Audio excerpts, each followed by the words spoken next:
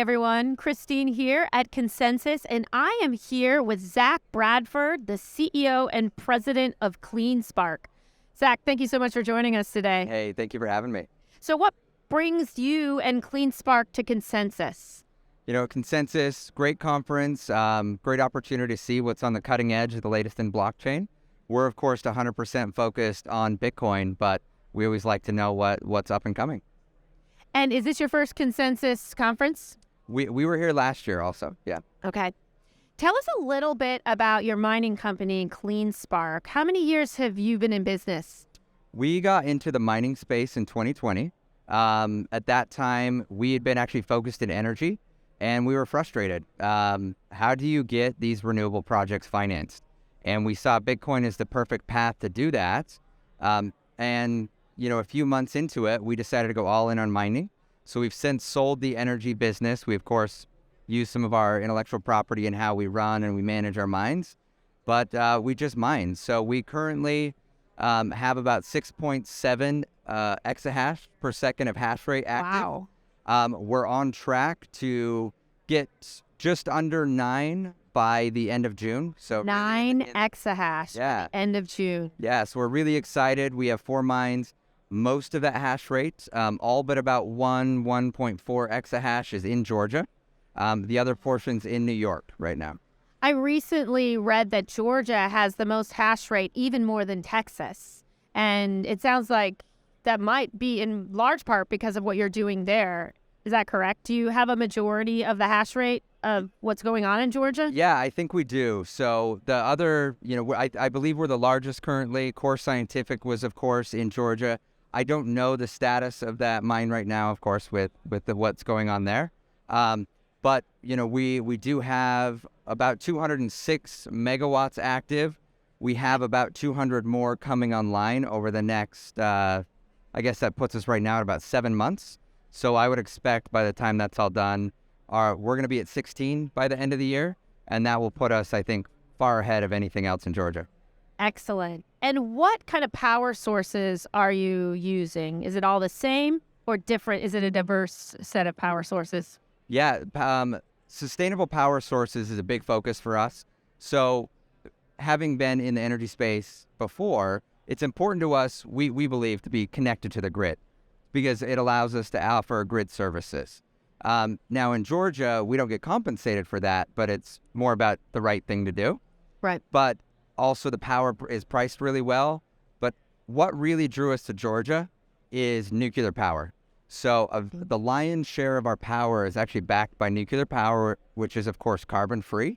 And so right now, we're actually about 94% carbon-free, most of that being nuclear with the rest made up of, wind, solar, and hydro. That is remarkable. There's a lot of interest in nuclear. There's not a lot of mining companies doing that.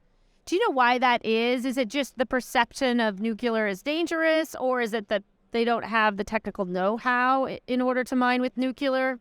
I think it's actually the lack of availability. In the U.S., I think we made a grave error in how we were building our power sources by moving away from nuclear. Technology has come so far in the last 40, 50 years. Obviously, all of us are familiar with some of the meltdowns that happened in the 60s, 70s, 80s. And I think it's fear. But one of the few places that nuclear power plants are still being built in the world right now is actually in Georgia. So there's a nuclear power plant, Vogtle 3, that's coming online as we speak. They just turned it on, I think, a month and a half ago. Wow. Yeah, so we're really excited. We're excited to be part of that. Obviously, all that power comes to the grid. Nuclear power is a base load. It doesn't come off and on. It's just there. Yeah. And so it's important to have, really users of power that are there. We soak a lot of it up, and we can give it back whenever it's needed. Pushing into that, because you mentioned about you want to be on the grid because of the services. Do you do demand response where if the price goes up, you will shut off? Or what are some of the benefits that you see to being on the grid? Yeah, Georgia doesn't have a traditional demand response program. Okay. Instead, we're a very large load with our largest utility. Right. And so we schedule real time. And so we're able to see, prices an hour ahead. We use that to make our decisions. Our decisions are largely, of course, economic based, but we're a callable load to them. So, okay. Georgia has tons of power. They're actually a net export state, so they have more power leaving the state than they need to have come in. And so there's always been an abundance of power. But if they ever needed to, we schedule with them on a real-time basis. So they see our load, they see what we're planning to do, they're able to make decisions on it. The utility that we're part of, the Municipal Energy Authority of Georgia, Okay. I believe it's about a 2,000 megawatt load using round numbers. Okay. And, obviously if we're 200 of that right now and growing, we expect to be about 15% of their load. So it's important that we have a good relationship with them I would that allows imagine. us to schedule. And it, of course, provides benefit to them. A lot of the power in this country doesn't really get used. We generate it to make sure it's there for air conditioning or heating or whatever it's needed. And so we're there all the time. We're willing to take it. Of course, when power goes high, that means supply and demand, is starting to get strained. Right. And we go away, and it can actually help decrease the power prices for other participants, whether residents, businesses on the grid. Absolutely, because you're returning supply, and so it brings down prices. Exactly. And that's something that we talk a lot about here at the Texas Blockchain Council, and with some of the questions with the legislature. There was a recent, I'm sure you heard, Senate Bill big debate. 1751, saying that, well, we want miners to have less of the demand response. And one of the things we've been trying to communicate is having miners bidding into ancillary services where ERCOT has the capacity to shut them down at will brings down the prices for consumers. And also the fact that miners are so flexible and they are able to turn off. It returns supply and it incentivizes grid build out. Yeah. Because as with Georgia, there's areas where it's so cheap. I mean, you're basically paying to the prices are negative, right? Because there's so much wind and there's so much solar, and that's great when there's a need, but when there's not a need, having miners there as the buyers of last resort. So it's something that we've been trying to communicate. I'm curious what the response has been in Georgia. Do you find that the power companies and the policymakers are appreciative of what you're doing and the people at large, or is it more they don't know, or you under the radar? What's the temperature there? Definitely not under the radar anymore. Okay. But I would say that Georgia's been a very friendly state to it. Great. Now, I think that there's still a huge amount of education that needs to go in. Because again, just like you talked about, supply and demand affects pricing, and we can affect positive pricing for other users. Right. Just like you can here in Texas. Yep. Something that everybody forgets about, whether you have an asset, whether it's solar or even if it's a nuclear plant or even a natural gas powered plant, that builder or owner of the asset needs to pay their bills. And if no one's taking their power for a month, let's say, they have to make up for it in the other month. So that's why peaker plants, for example, are so expensive. And if we can build out baseload power and avoid using peaker plants, it's so much better for prices grid-wise. So I'm sure it's going to be the same thing in Texas as it is in Georgia. We can provide a huge benefit for taking continuously, and it's predictable. Which, flat, predictable loads puts less pressure on a lot of the infrastructure of the grid. There's a lot of benefits of miners. I just think, what you guys are doing here in Texas, we're doing some of the same in Georgia, but I think state by state, it's got to be a grassroots effort, but a huge, huge benefit that Bitcoin miners bring to the grid. It just needs to be recognized and understood. Definitely. And is CleanSpark looking to expand to other states or other nations? Have you found receptivity in other places? Absolutely. So, it's interesting. I think there's value in geographic diversity, and we are interested in it. But there's also value in being a specialist and understanding how that grid works. Right. We understand Georgia really, really well. And it's important to us that as we move to new locations that we also understand that grid. So Texas is incredibly interesting to us. A lot of projects going on right now, so it might be a little crowded to kind of get in. We're, of course, heavily active in the M&A space. So, if an opportunity comes up to buy a facility that's complete in Texas, we would absolutely jump on it. But we're also looking nationwide, and we have started to look a little bit internationally. It obviously adds complications to a business structure, but when you look at how politics can sway things, there's value in looking international right now. Very interesting. And are you working at all with the credit for clean, with the IRA, the Inflation Reduction Act, and some of the incentivization that was theoretically offered for using clean power? Is that something that you have worked on at all, of being incentivized because of the clean mining that you're doing? You know, we haven't really delved into it with how it is. There's a lot of complications. Yeah. One thing we have done, What we've experienced. yeah, is we've engaged with some third parties, and we plan. You know, we were one of the first companies. We just released our annual sustainability report, Okay. and it was based upon a lot of measurements that were given to us by the utilities and self-measurement.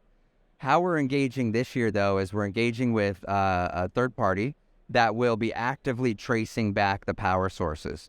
Now, that data will give us the ability to interact with some of these incentive programs in a different way, because our data will be a lot more robust. So, but, you know, we're just kind of taking it step by step. Obviously, all these things cost money, and you want to make sure it's worth the investment. Yeah. And, you know, we think it is this year. Obviously, also, we're under a microscope for energy use, I bet you and are. we want to continue to be kind of the standard with our non-carbon use of power. Yep. And data points are going to help us to continue to do that. Tell me a little bit about yourself, Zach, and how you got orange pilled, how you got into mining. Are you surprised you ended up here? Yeah, you know, actually, I would have never guessed it, you know, 10 years ago. My background's in finance. You know, I was the CFO of the company first, came across Bitcoin early on, but just kind of in passing, and thought it was just one of those other things. And what actually happened is I went out to look at a data center for an energy project. And when I got there, I didn't know really what they did. I just know they wanted to maximize and optimize their power. And as I tore through it, they were mining Bitcoin. And got an education, but also almost had the benefit of COVID hit the very next month. So we all go into lockdown. What better time to get orange pilled and really dive down the rabbit hole? So true. You're locked in there and you're learning all these things. Yeah. So 6 months later, you know, we were growing our business. We've been doubling our revenues year over year. I had been the CEO for about a year at that point, having come from the transition from the CFO seat. And I walked into the board in November of 2020, and I said, hey, not only do we need to get involved in this Bitcoin mining data center, we need to buy it, and we really need to look at changing what we're doing. We can earn more revenue by harnessing what we know about energy and putting that towards Bitcoin. It's better for the world, I believe. It's like all the reasons that, of course, when you go down the orange pill rabbit hole. Right. But, you know, really went deep when there was nothing to do but be, you know, stuck at home and do some research. Yeah. And I'm pretty excited about it now. I love it. Now, you are a member of the Texas Blockchain Council, although you're mostly focused in Georgia. What draws you to Texas? What inspired you to join our group? And what are your thoughts about Texas energy here? Yeah, I think Texas provides a lot of opportunities. One of the things that draws us to Texas is the ability to participate in ancillary services. We see it's a way to not only, like in Georgia, we give back to the grid and we're providing a lot of benefits. They don't have a compensation program back. So something that could draw us from Georgia to Texas are these programs. Now, the way the legislation's going, we're looking at very closely because, and I think legislators need to be aware of it, it could disincentivize a group from us from investing. We've invested over $400 million in Georgia. If we could bring similar investment into Texas, but these programs are a great reason to do it. So it would really be a shame to see those cut. So we're watching it really closely. That's why we're involved with the council. We think they're doing good work in trying to spread the news and the message about why it's important and what miners really are bringing. Wow. Thank you for saying that. It's true. But it's interesting to hear it from someone else that these regulatory issues, it's easy to think, oh, well, I'm a Bitcoiner and I'm just going to step back from the world and, you know, everyone else have fun staying poor. Yeah. But the thing is that the way that the legislators react with regulation, it can have a very chilling effect on the industry or a catalyst toward explosive growth. And as you said, millions and millions of dollars being invested in small communities. So I'm hopeful that we will have more of you here in Texas. And thank you for what you're doing. Thank you for taking the time to sit down with me today, and hope that we'll be able to see you at our upcoming summit and highlight more and more the great work that you're doing. Awesome. Thank you. Thanks for having me. Absolutely. And to all our listeners, thank you so much for listening. If you like this content, please like, subscribe, and follow us for more.